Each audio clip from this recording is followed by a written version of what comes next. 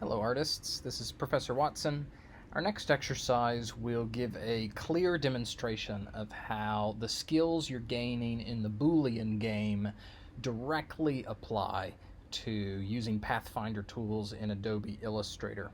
I'm going to open up the speaker stage in the Boolean game, and I'm going to beat it really quickly just so we can be fresh on how these tools were used. So I got the small square and the crooked one and the union, and I'm going to slice that with this larger rectangle. I'm going to subtract it. I'm going to pull that off and get it out of the way. Add the circle and cut it with this other rectangle, and add the speaker sign back in and unite them. So that's that level. So now what I'm going to do is bring this same exercise into Adobe Illustrator. I'm going to do Shift Command 4 to do a selective screenshot, and I'm going to take a quick screenshot of this exercise. Okay, I'm going to open up Adobe Illustrator. I've got an 8.5 by 11 print document here, and I'm going to File, Place. I need to go to my screenshots and grab that screenshot. Start in the top left and pull across. There we go. Alright, I've got the screenshot placed here. I want to lock it and open up a new layer. Okay, so now I want to build these 5 shapes over here, and then I want to try to actually make this, what was the name of it? Speaker. I want to make this speaker logo using the exact same process, but using the tools built into Adobe Illustrator. So step 1 is trace all of these shapes. I'll need the rectangle tool, which is hidden behind the ellipse tool here. I'm going to get nice and zoomed in so I'm really precise. Make sure my point is here. So here is that rectangle. There we go. And I've got a transparent fill, which is allowing me to see the shape behind it there. I also have, under properties, I have a 2-point stroke, which is a little bit thicker than normal, but it helps me see that stroke. You can adjust the stroke thickness over here on the right-hand side under the Properties tab if you've got a rectangle selected. If it has no fill, you have to click right on the stroke and then open the Properties tab on the right hand side, and then you can adjust stroke. So I'm going to use 2-point. Okay, another rectangle here. I'm going to line that up. Oops. There we go. Okay, I've got that one. And let's get this one. There we are. The ellipse, we will locate the highest point on that circle, hold shift. I'm using the line segment tool now. Hold shift to make it perfectly horizontal, pull it to the left, come to the furthest right side of the circle, hold shift to make it perfectly vertical, and that gives me an intersection right here that I can work from. I'm going to go back to the ellipse tool. I'm going to click on that intersection, hold shift and drag until I match the size of the circle, and then I can get rid of these kind of guides that I was using. Okay, and now, let's see. This looks like a sideways square to me. Let me get something kind of close. I'm going to hold shift so I have a square. Okay, next I need to rotate it. I can just come hover beside the corner of it, and you'll see a little rotate icon pop up. I don't want to freeform, I want to lock it in at 45-degree increments, so I'm going to hold shift while I rotate it. So see how that helps lock it in at 45 degrees. I'm going to let go. Okay, and wow, that was remarkably close to what it was supposed to be. That was super lucky. Okay, it's a little bit big, which that's better. Okay, let's assume I was a little even larger than I was supposed to be. I'm going to line up the left side corner and get that corner in, and then I'm going to come to this corner, hold shift, and then just tuck it in until it matches the sides of the square. And that should be about right. Okay, so I've got my 5 shapes my 5 shapes haloed in green, and now I want to build this here So let's do it just the same way we did. Hey, every time I go to move one of these shapes from the left side and move it to the right side, I'm going to hold Option when I move it, and that's going to leave a copy of it behind.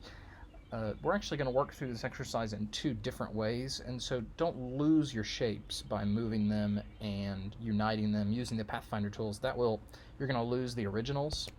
So instead, I'm going to come grab this on the edge and go to move it, but before I do, I'm going to hold Option and scoot it over. And then I'm going to come put this right where I want it. Oh, these guides are getting in my way and keeping me from locking in where I want. You can toggle smart guides on and off by pushing Command U. And now they shouldn't be bothering me. No, they're not. Okay. Okay, that's where that's supposed to be. And now I'll go take this one. And don't forget, hold Option when you go to move it so that you leave a copy behind. Okay, there's that. And remember, step one in the Boolean game was to take these two shapes.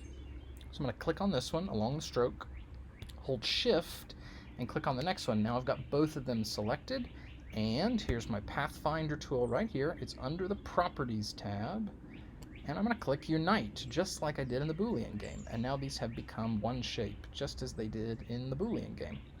Now I'm going to use this large rectangle. I'm going to hold Option first before I go move it so that I don't lose a copy of it. And I'm going to come put this here along this line. I think I'm going to turn my smart guides back on because that might help me put this corner right where I need it. Let's Command U and turn my smart guides back on. And let's see if it'll lock in now. That looks pretty close. What if I move it? Yeah. That's about right. I think that's going to work. Okay, remember when we put that one there on top, we then selected the other shape and we minus the front. I just put that large rectangle on the front, and so I'll do minus front. And that was not what we wanted. So I'm going to have to check my layers menu here and make sure that this shape is in front of this shape. Oh, and it's not, because this is my most recently created shape. So I need to get this shape up above that one. Okay, let's try again. I've got this one. I've got this one. Properties tab, minus the front. Boom. Okay, got it. Now I can pull this out of the way if it helps just visually. And I'm going to come put the circle. I'm going to hold Option while I move it so that I don't lose my copy of it. And that looks good. I will now take this rectangle, holding Option while I move it, and line it up to that line. And I need to minus front again. Let me make sure. I'm just going to go ahead and grab that and move it to the top of the pile so I know that it will subtract the front. Properties. I've got both of them selected. I held Shift, and I'm going to do minus front. We did it. Okay, so there's that shape. I'm going to put this shape back in place. Oops. And now I'm going to click on this one, and do Unite.